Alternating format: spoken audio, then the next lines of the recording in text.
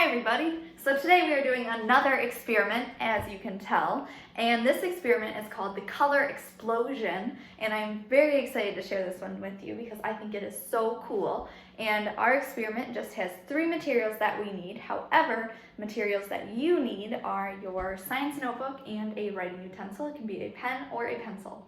Throughout this video, you can pause the video, or you will pause the video, answer the question on the screen in your science notebook, and unpause to find out what happens.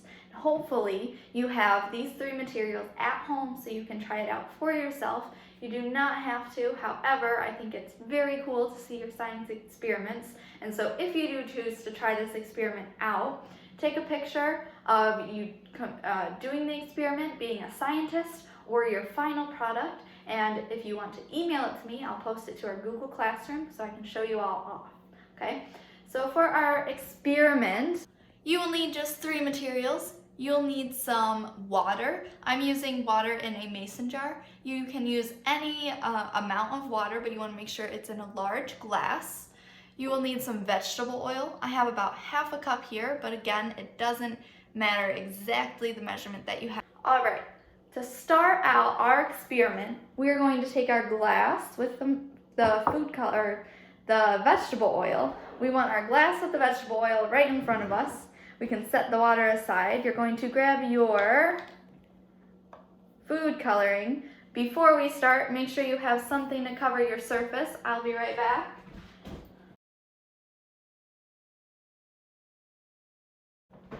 I got paper towel. So you'll want to set your vegetable oil and your food coloring on your paper towel. Okay, so first step, take your food coloring, any colors that you choose, and we're going to drop it in. Okay. There's no quite real amount of food coloring that you want to do. However, you just want to put some drops of food coloring in just randomly. And okay. So, I've dropped my yellow and green food coloring. This is red. Look at what happens. So I noticed that the food coloring sinks when it's dropped into the vegetable oil. Let's just look at that again. Look at that. So I can conclude that the food coloring is more dense than this vegetable oil. Okay, so that's interesting. I'm gonna add a little more green because why not? Okay, so we're good with our food coloring. It's in our vegetable oil. Zoom out here. Okay, next step is to stir it up.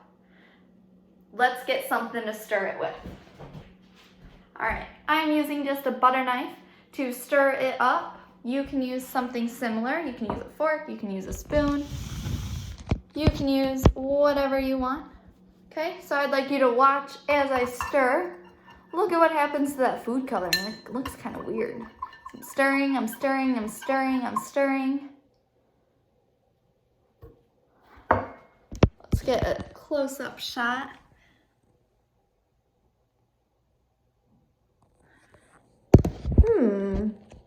So when we stir it up, kind of separates the food coloring into other little dots, and it seems to be floating to the bottom again, so we can conclude that food coloring is for sure more dense than vegetable oil. Okay, so far we have our vegetable oil, dropped our food coloring dots in, stirred it up with our scientific fancy stirrer, and now we get to bring in the water, okay? So I'm going to put this right here, up close center with, there you go. So you can see it real well. Now for the fun part, we are going to take our vegetable oil and we are going to pour it into the water.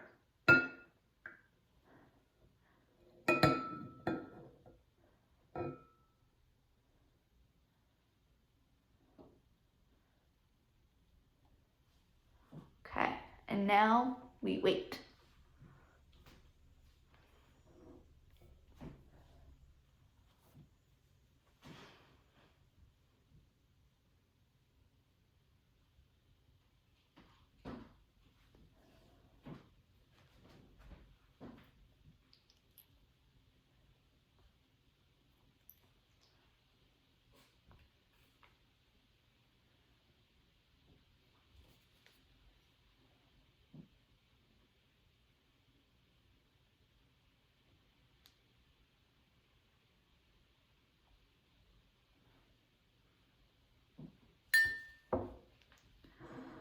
look at that.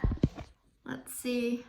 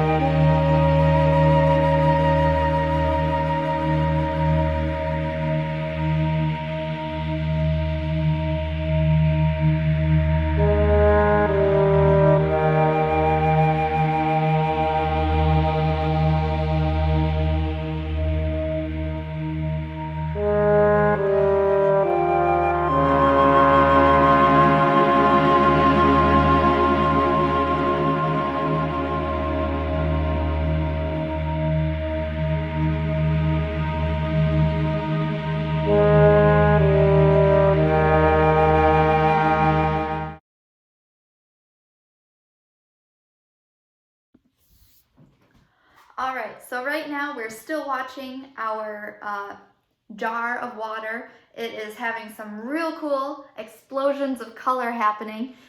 If you can see at the bottom, it's getting really murky, and that's from all of the food coloring mixing together, because we know from art class, if you mix all these colors together, it'll get you kind of a murky brown color. It seems like it's getting a little more blue, so we probably added a bit more blue food coloring into this.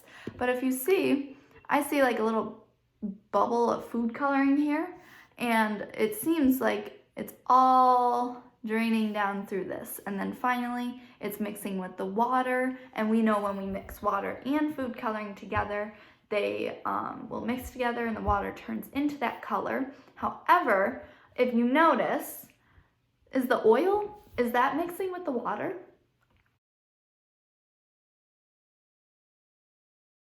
It's not. So we know that oil and water, they don't mix. They don't like each other, so they like to stay on opposite sides of the room, cat.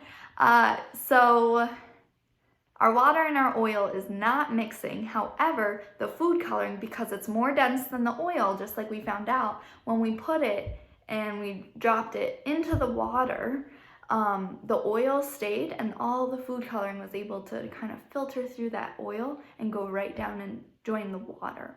Okay, so the oil and the water, we could leave this here for 2 days, 2 years, 2 months, 2 centuries, until you're 105 years old, and the water and the oil would still never mix. Okay, however, as long as we leave this here, the food coloring will still continue to drain through to the water, and eventually there won't be any more food coloring in the oil left. So we would be left with, can you guess? We would be left with a layer of oil, and the rest would be a water food coloring mix. And I can assume, since I know that water and food coloring mixed together, I can assume that eventually the water would become the color of all the food colorings combined. So probably it looks like a greenish blue color right now. Okay, so thank you for joining. Make sure you write in those science notebooks and answer those questions with the hypothesis and everything, and I appreciate you joining me. Okay, I look forward to our next science experiment, and have a great day. Bye.